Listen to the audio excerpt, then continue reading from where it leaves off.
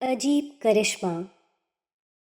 انسان کا جسم چند مادی چیزوں سے مل کر بنا ہے: پانی، کاربن، آکسیجن اور کچھ مزید کیمیائی عناصر۔ ظاہری تجزیے کے اعتبار سے انسان بس اسی قسم کی چند چیزوں کا مجموعہ ہے۔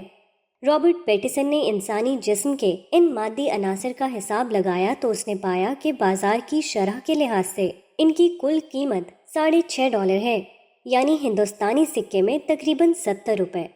مگر اسی 70 روپے کے سامان سے اللہ تعالیٰ نے ایسا انمول آدمی بنایا ہے جو اتنا قیمتی ہے کہ سکے میں اس کی قیمت مقرر نہیں کی جا سکتی۔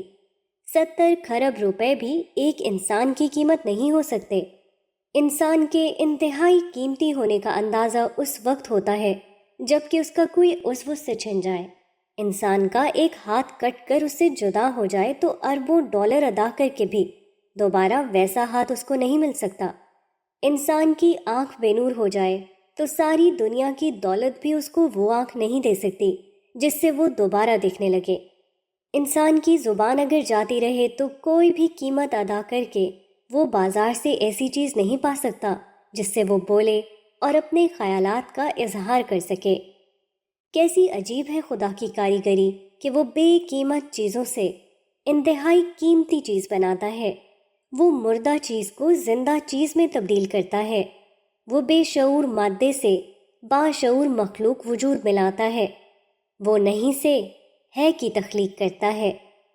کسی جادوگر کی چھڑی سے ایک پتھر کوئی آواز نکالے تو اس کو دیکھ کر سارے لوگ حیران رہ جائیں گے، مگر خدا بے شمار انسانوں کو مادے سے بنا بنا کر کھڑا کر رہا ہے، اور وہ نہایت بامانی الفاظ میں کلام کر رہے ہیں، مگر اس کو دیکھ کر کسی پر حیرانی طاری نہیں ہوتی۔ کیسے اندھے ہیں وہ لوگ جن کو جادوگر کے کرشمے دکھائی دیتے ہیں مگر خدا کے کرشمے دکھائی نہیں دیتے۔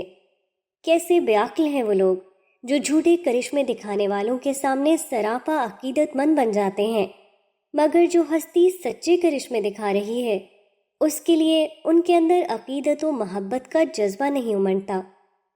حقیقت یہ ہے کہ انسان اگر خدا کو پا لے تو وہ اس کے کمالات میں گم ہو جائے، خدا کے سوا کسی دوسری چیز کا اس کو ہوش نہ رہے۔